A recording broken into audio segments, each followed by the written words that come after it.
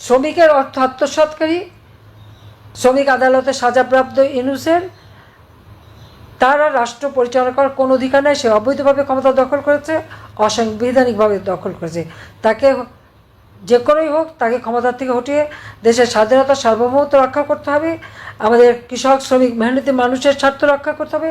মানুষের জীবনের শান্তি, নিরাপত্তা ফিরিয়ে আনতে হবে। এটাই আমার লক্ষ্য। ডক্টর ইউনূস 1990 সালে 6,000 টাকা বেতনে গ্রামীণ ব্যাংকের এমডি পদে নিয়োগ পায়, কিন্তু সারা বিশ্বের কাছে সেটা প্রচার করে যে গ্রামীণ ব্যাংকটা যেন তারই সৃষ্টি। গ্রামীণ ব্যাংক কিন্তু স্বাধীনতার পরপরই এই যে ভূমিহীন মানুষকে কিভাবে আর্থিক সহায়তা দেওয়া যেতে পারে তার উপর একটা গবেষণার নির্দেশ দিয়েছিলেন জাতির পিতা বঙ্গবন্ধু শেখ মুজিবুর রহমান। সেই গবেষণার ফলে একটা গ্রামীণ ব্যবস্থা ভূমিহীনদের ঋণ দেওয়ার জন্য, আর সেটাকে আইনে পরিণত করে। জেনারেল এরশাদের আমলে 1983 সালে একটা অধ্যাদেশ জারি হয়, আর সেই অধ্যাদেশ অনুযায়ী কিন্তু এই গ্রামীণ ব্যাংকটা চলছিল। ইউনূস খণ্ডকালীন কাজ পেয়েছিল তখন। 90 সালে পূর্ণাঙ্গ এমডি পদে চাকরিটা পায়। মনে রাখবেন, 6,000 টাকা বেতনে গ্রামীণ ব্যাংকের এমডি চাকরি, কিন্তু সারা বিশ্বের কাছে এই গ্রামীণ ব্যাংকের টাকা মেরেই এমনভাবে প্রচার করলো যে ব্যাংকটা তার নিজের করা, অথচ তার কিন্তু এক পয়সা বিনিয়োগ নাই। বরং গ্রামীণ ব্যাংকের যত টাকা, অর্থাৎ গরিবদের ঋণ দেওয়া আর সেই ঋণ থেকে মোটা অঙ্কের সুদ খাওয়া।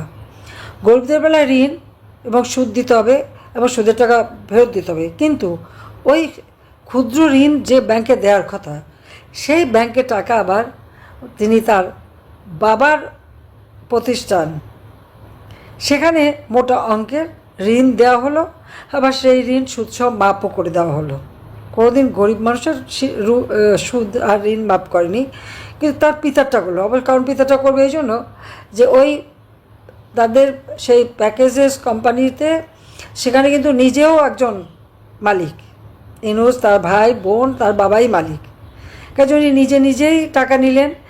ছেলে দাতা, পিতা গ্রহিতা, টাকা নিয়ে সেই টাকা শোধও দিতে হলো না, কয়েক কোটি টাকা মওকুফ করে দেওয়া হলো। এভাবেই কিন্তু মানে একটা ধোঁকাবাজি দিয়ে সে চলছিল। এরপর আমাকে যেটা বলেছিল যে গ্রামীণ 88 সালে বন্যা হলো, গ্রামীণ ব্যাংক টাকা নাই। আমি তো বুঝতে পারিনি যে ওই টাকা সে সরিয়ে ফেলেছে, কেউ এটা জানতো না। সে বেশ কায়দা করে ওগুলি সরিয়ে বললো টাকা নেই, গরিব মানুষ ঋণ পায় না, টাকা দিতে হবে। প্রথমে 100 কোটি, তারপর 200 কোটি, তারপরে আরও 400 কোটি টাকা গ্রামীণ ব্যাংকে আমি দিয়েছিলাম যখন আমি ক্ষমতা। তাছাড়া গ্রামীণ টেলিফোনের ব্যবসাটাও তাকে আমি দেই, কারণ আমাকে বলেছিল যে ওই টেলিফোন দিয়ে গ্রামের মেয়েরা কথা বলবে, ব্যবসা করবে, তারা টাকা কামাই করবে। আপনারা জানেন আমার একটা দুর্বলতা আছে যে গ্রামীণ মানে মানুষ তারা একটু ভালো থাকবে, তারা টাকা পয়সা পাবে, বা গ্রামের মেয়েরা আর্থিক সচ্ছলতা পাবে। এই কথা শুনেই আমি সত্যি কথা বলতে গিয়ে তার কথায় ভুলে তাকে ঠিক এই ব্যবসাটা দিই। শুধু ব্যবসা দেওয়া নয়, ক্ষুদ্র ঋণ তখন আন্তর্জাতিক স্বীকৃতি ছিল না। তো আমাকে বললো যে আপনি যদি আসেন তো একটা সেমিনার করব, আর আমি যদি যাই তাহলে সেখানে হিলারি ক্লিন্টন আসবে, স্পেনের কুইন সোফিয়া আসবে, আর অনেকে আসবে। দেশের মানুষ বা গরিব মানুষ ঋণ পাবে, তারা লাভবান হবে, খুব স্বাভাবিক। আমি রাজি হয়ে গেলাম এবং সেটা করে দিয়ে আন্তর্জাতিকভাবে তাকে একটা প্রতিষ্ঠা করার একটা পথ সুযোগ করে দিয়েছিলাম। এমনকি জাতিসংঘে ক্ষুদ্র ঋণের উপর একটা রেজুলেশনও করালাম। দুর্ভাগ্যের বিষয় 2001-এ তো আমাদের সময়টা শেষ হলো, কিন্তু 2007-এই সে আসলো। যখন আমাকে গ্রেপ্তার করা হলো তখন ইউনূস সাহেব, তখন রাষ্ট্রপতি ইয়াজউদ্দিন সাহেবকে যে তিনি A++ দিলেন, কাজে কি মহা একটা ভালো কাজ করে ফেলেছে। অথচ আমি ক্ষমতায় ছিলাম না, ছিল তো খালেদা জিয়া, তাকে অবশ্য পরে অ্যারেস্ট করে। আপনারা জানেন এই এমডি পদটা সে মোটে ছাড়বেই না। আইনে ছিল 60 বছর বয়স পর্যন্ত একজন লোক ব্যাংকের এমডি থাকতে পারে। ওই টাইন অমান্য করে ডক্টর মোহাম্মদ ইউনূস 10টি বছর বেআইনিভাবে এমডি পদের থেকে গ্রামীণ ব্যাংকের লক্ষ লক্ষ টাকা কিন্তু সে ক্ষতিগ্রস্ত করে, কারণ তার বেতনটা কিন্তু সরকারি টাকায় দেয়া হতো। কিন্তু তারপর সে হাজার হাজার কোটি টাকা বিদেশে পাঠালো। যখন বাংলাদেশের ব্যাংক এটা নিয়ে প্রশ্ন তুলল, স্বাভাবিক, তার তো বয়সই নাই, ইউনূস সাহেব সরকারের বিরুদ্ধে মামলা করে দিল, দুইটা মামলা। এই মামলা টামলা করে নয় করে ক্ষমতায় থাকার মানে এমডি পদে থাকার চেষ্টা। কিন্তু কোর্ট আর যাই করুক, বয়স তো আর কমাতেও পারে না, বাড়াতেও পারে না। সেখানে সে বিপদে পড়ে গেল এবং তাকে সে পদ ছাড়তে হলো। এখানে আমেরিকা সবসময় তার পিছনে হিলারি ক্লিন্টন, কারণ ক্লিন্টন ফাউন্ডেশন এসে মোটা টাকা দিয়েছে 2006 সালের আগে। যাই হোক, এই টাকা পয়সা যেটা বেশিরভাগই গ্রামীণ ব্যাংক এবং গ্রামীণ ফোনের থেকে উপার্জিত টাকা, কারণ সে তো ট্যাক্স পেমেন্ট করতো না। এই টাকা দিয়ে তাদের সাথে একটা সখ্যতা এসে যায় স্বাভাবিকভাবে, এবং সেখান থেকে তার অ্যাম্বিশন আরও বেড়ে যায়। আর আমেরিকার তো একটা নিয়মই আছে, কোনো দেশে তারা যেমন আরবি স্প্রিংয়ের মতো ওরকম একটা অবস্থা সৃষ্টি করতে চায়, বিশেষ করে যখনই এই ডেমোক্রেটিক পার্টি ক্ষমতা আসে তখনই এই অবস্থাটা তারা সৃষ্টি করে। সেটাই বাংলাদেশে করার চেষ্টা বারবার করেছে তারা। এরপরই চক্রান্ত আরও বেশি শুরু, আপনারা জানেন। এর মধ্যে ইউনূসের বিরুদ্ধে তদন্ত শুরু হলো এবং দেখা গেল সে গ্রামীণ টেলিকমের অর্থ এবং গ্রামীণ ব্যাংকের অর্থ ব্যাপকভাবে আত্মসাৎ করেছে।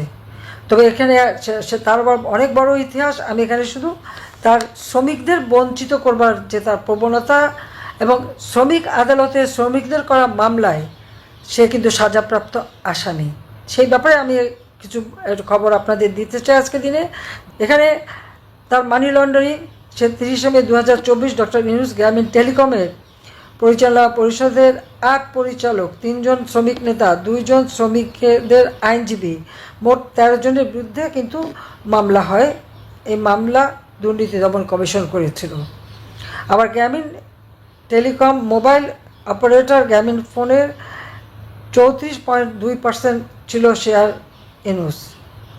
2006 সালের যে শ্রমিক আইন করা হয়েছিল, পার্লামেন্টে পাশ করা হয়েছিল, সেই আইনে ছিল যে কোনো কোম্পানি তার মুনাফার 5% লভ্যাংশ শ্রমিক কর্মচারীদের কল্যাণ ফান্ডে জমা দিতে হবে।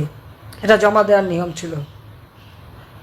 কিন্তু এই টাকা কোনোদিন দেওয়া হয়নি। শ্রমিকদের টাকা সবসময় বঞ্চিত করেছে। আর বঞ্চিত করার জন্য সে যেটা করতে চেয়েছে সেটা হলো গ্রামীণ টেলিকম সবসময় নিজেদেরকে অলাভজনক প্রতিষ্ঠান হিসেবে দাবি করে, যার জন্য শ্রমিক কর্মচারীদের ফান্ডে কোনো টাকা দিতে না হয় আর ট্যাক্স ফাঁকি দেওয়া যায়, ট্যাক্স ফাঁকি দেওয়ার জন্য।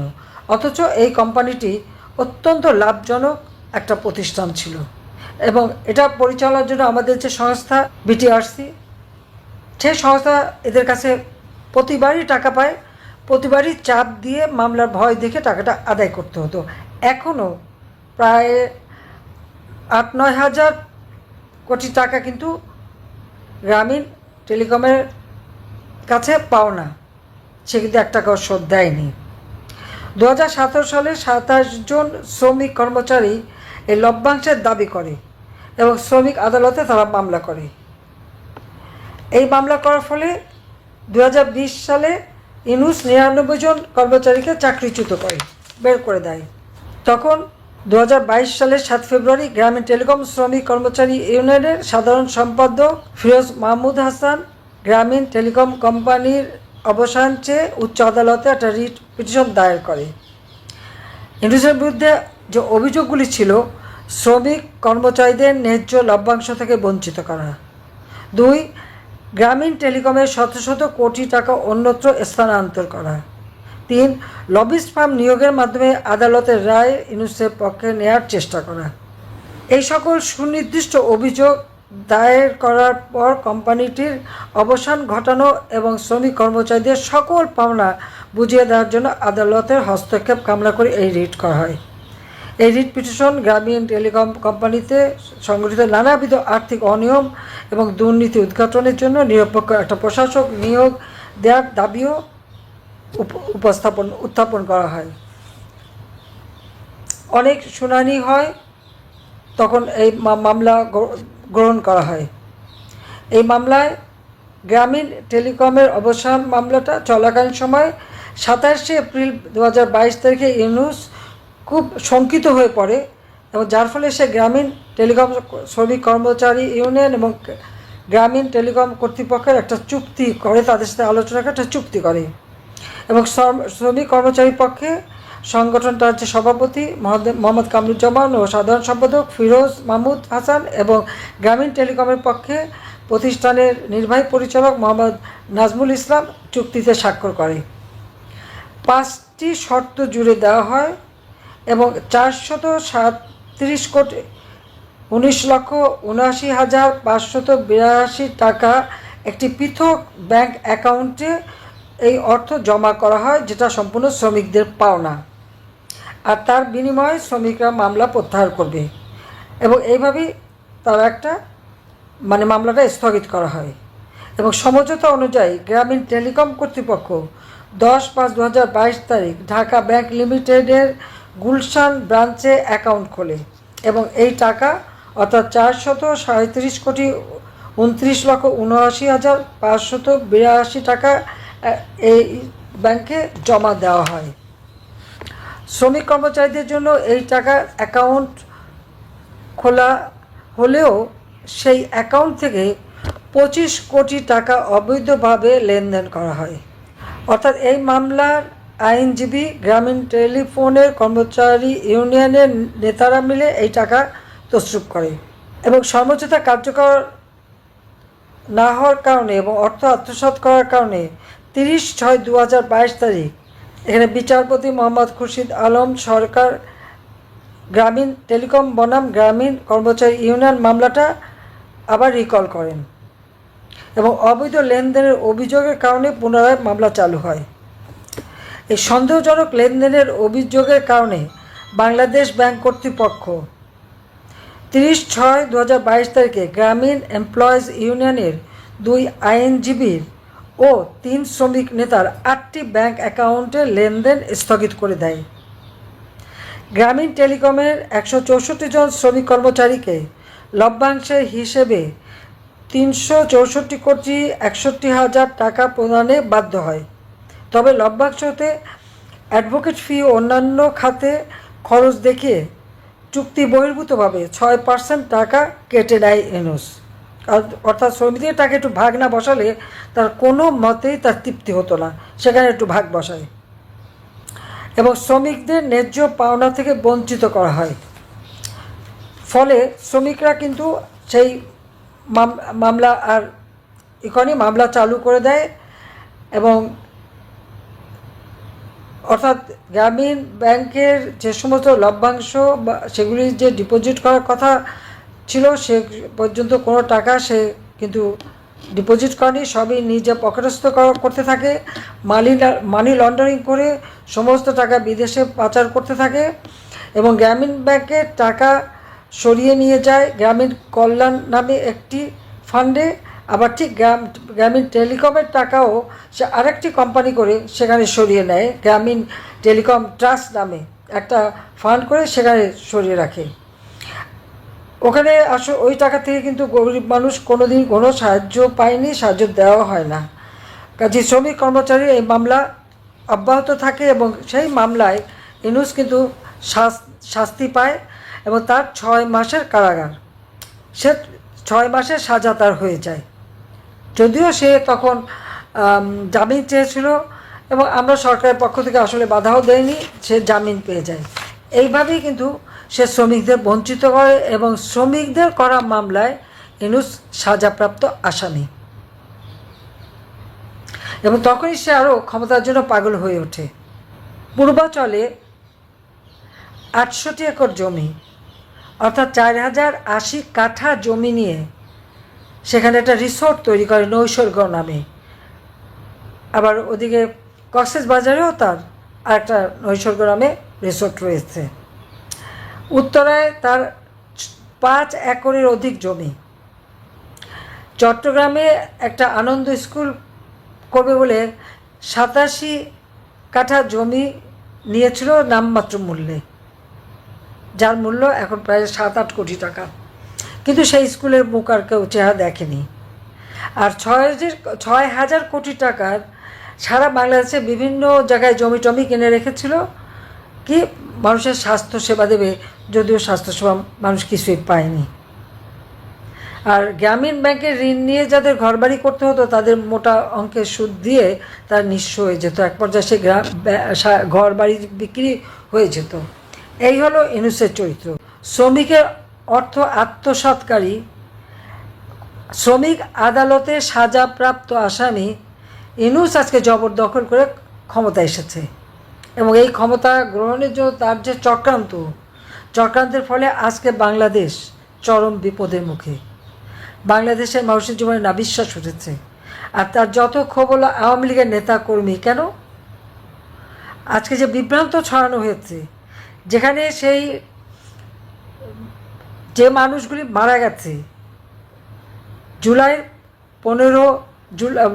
2024 সালের 15ই জুলাই থেকে হত্যাকাণ্ড, পুলিশ হত্যা, আওয়ামী লীগ নেতাকর্মী হত্যা, কাজেই শ্রমিকের অর্থ আত্মসাৎকারী শ্রমিক আদালতে সাজাপ্রাপ্ত ইউনূসের তার আর রাষ্ট্র পরিচালনা করার কোনো অধিকার নেই। সে অবৈধভাবে ক্ষমতা দখল করেছে, অসাংবিধানিকভাবে দখল করেছে।